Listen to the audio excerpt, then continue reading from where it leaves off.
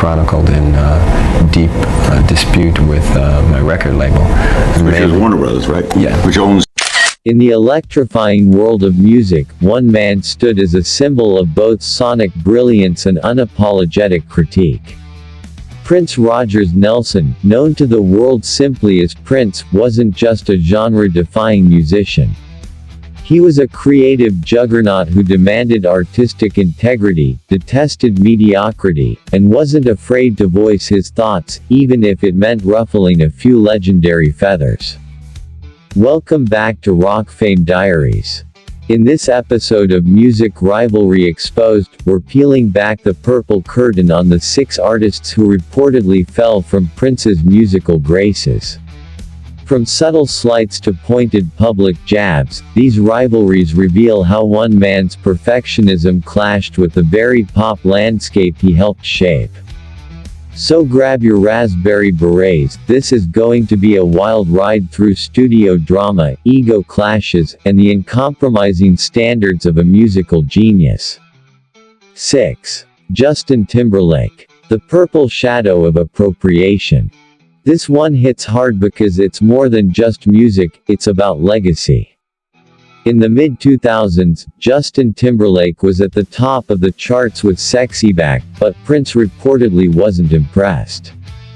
At a 2006 post-Emmy party, Prince shaded Timberlake in front of a live audience, saying, "Sexy never left."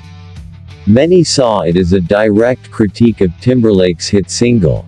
According to producer Jimmy Jam, Prince felt Timberlake borrowed heavily from the Minneapolis sound, a vibe Prince pioneered, without giving due credit.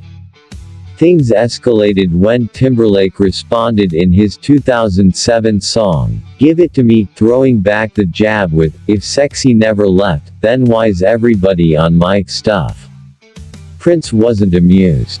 Adding salt to the wound, Timberlake mocked Prince's height during a Golden Globes presentation. "Some things you don't joke about," Prince allegedly said later. Despite Timberlake's 2018 Super Bowl tribute, many fans and critics called it tone-deaf, especially considering Prince's reported disapproval of him.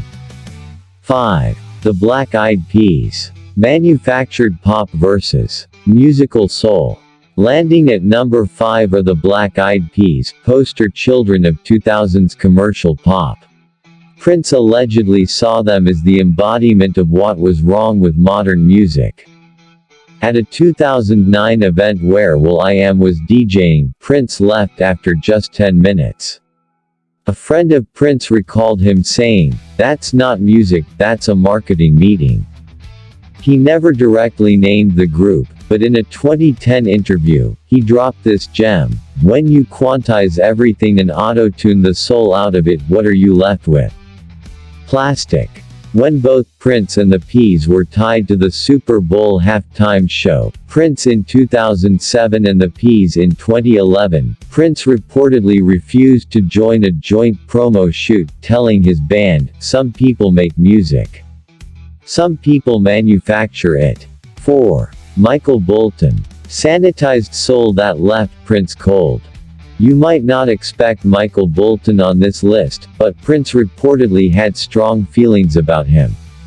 After Bolton's wildly popular cover of "When a Man Loves a Woman," Prince allegedly quipped to his band, "That man wouldn't know soul if it slapped him in his processed hair." For Prince, Bolton's success was a symbol of what he called sanitized soul, music that drew from black traditions but lacked the grit and passion.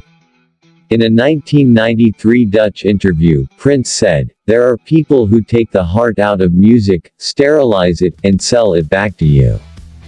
Though Bolton called Prince a genius after his death, Prince reportedly avoided him at a 1994 event, telling an assistant, "Some associations you can't wash off."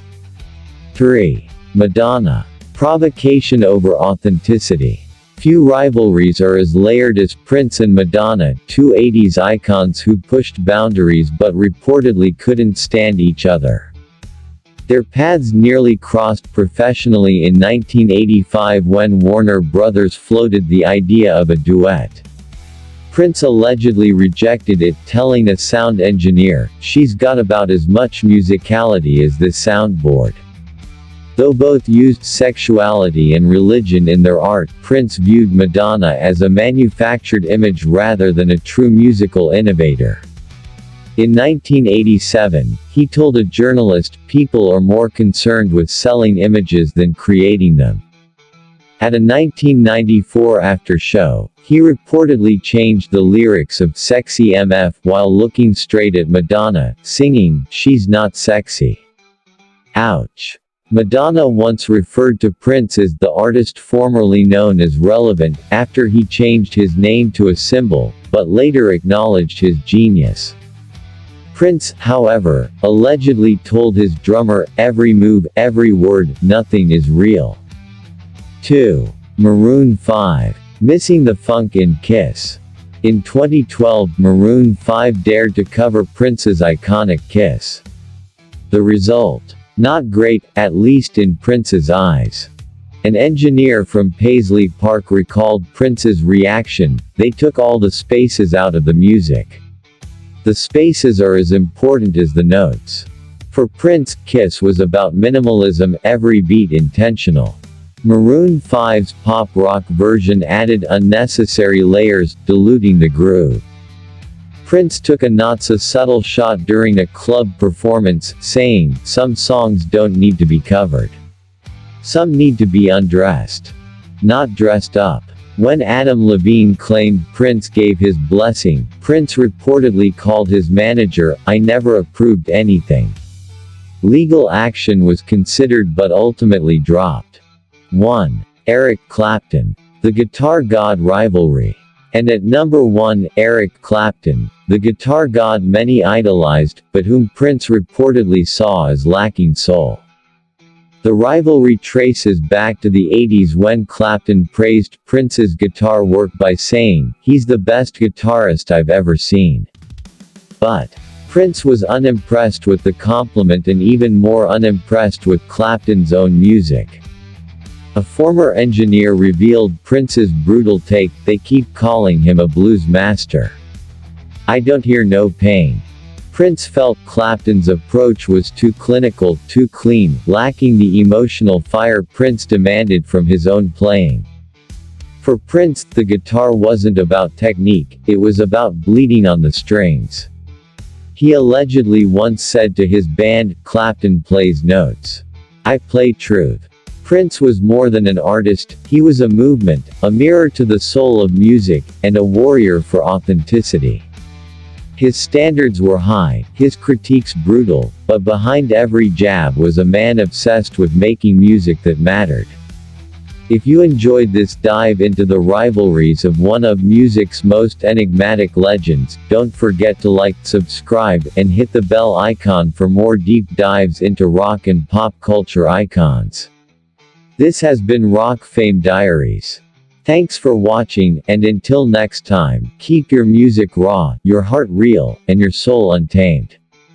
God bless.